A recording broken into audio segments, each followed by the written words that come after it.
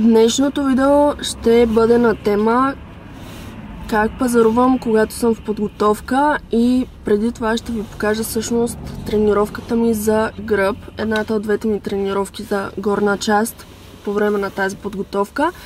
В момента е втората седмица от подготовката ми, вторник. Какво ми се смееш?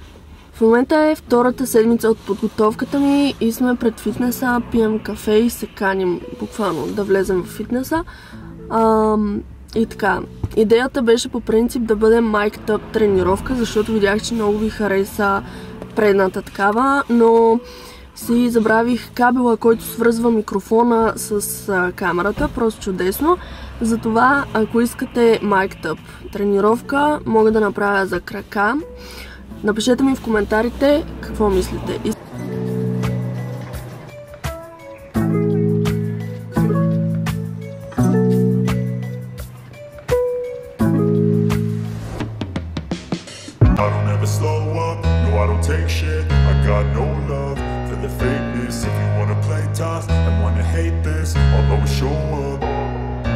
I don't ever slow up, no I don't take shit. I got no love for the fakeness. If you wanna play tough and wanna hate this, I'll always show up and make a statement. I don't ever slow up, no I don't take shit. I got no love for the fakeness. If you wanna play tough and wanna hate this, I'll always show up and make a statement. Everything I do so instinctive and so passionate. Every word I move so descriptive like an adjective. I got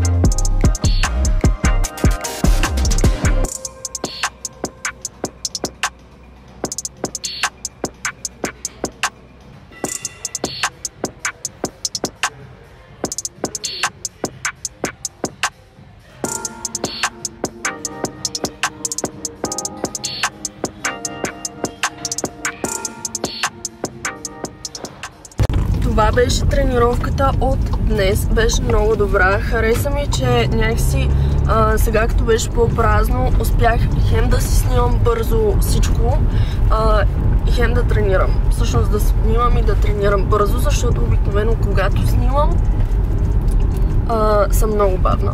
Така че да, ще се старая да снимам по-често по това време. И сега ще си ям зърнената закуска и отиваме да свършим малко работа. Дойде дългоочаквания момент на нашето пазаруване и сега ще ви покажа как пазарувам в подготовка.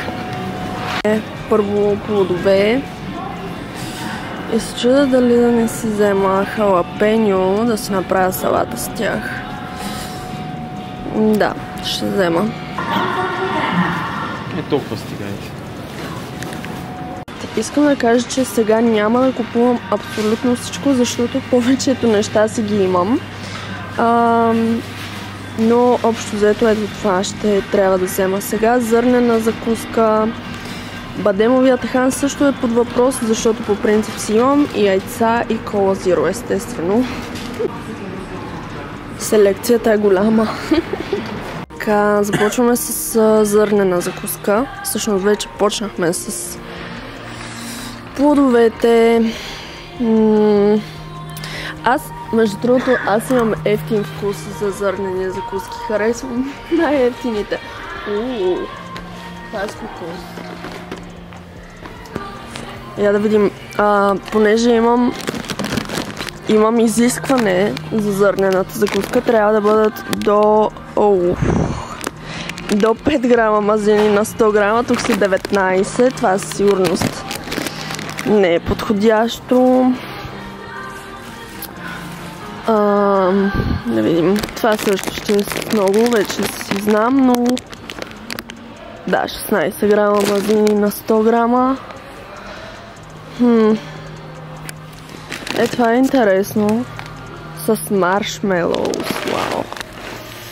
Това има 2,5 грама мазнини, обаче по принцип аз не харесвам маршмелоу, така че...